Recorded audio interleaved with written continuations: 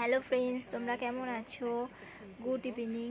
তো আজকে একটা ছোট্ট মিনি ব্লগ তোমাদের সাথে শেয়ার করছি। দেখো, আমি গাছ থেকে ফুল তুলে আগে ঘরের ঠাকুরকে পুজো দেব, দিয়ে তারপরে মন্দিরে যাব। কেন, যেহেতু আজকের বিপত্তারিণী মায়ের পুজো, ওখানে পুজো দেবো। তোমরা সবটাই দেখো, দেখে যদি তোমাদের ভালো লাগে অবশ্যই একটা লাইক করো, কমেন্ট করো। আর আমার গাছের ফুলগুলো সব তোলা হয়ে গেছে।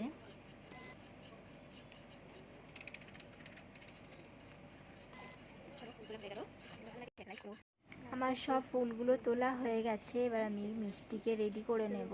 মিষ্টি ঘুমাচ্ছিল।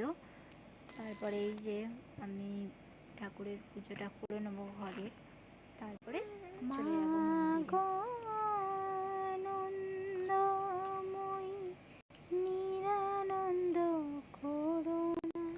আমার বড় মেয়ে স্কুলে যাওয়ার পরে আমি সব কাজগুলো সেরে নিয়েছিলাম। তারপরে মিষ্টি উঠলো।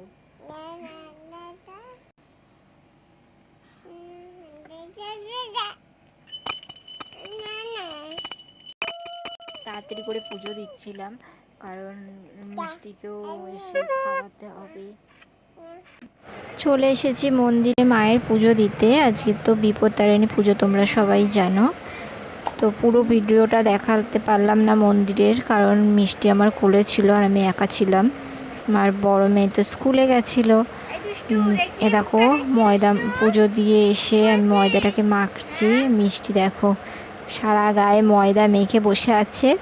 তো আমার ময়দাটা মেখে আমি রেখে দেব, মিষ্টিকে ঘুম পাড়িয়ে তারপরে লুচিটা ভেজে খাবো। তো তোমাদের ভিডিওটা কেমন লাগলো অবশ্যই কমেন্ট করে জানিও।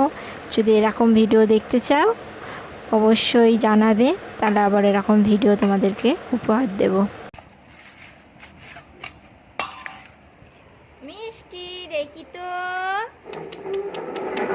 মাম্মা দেখো, এই যে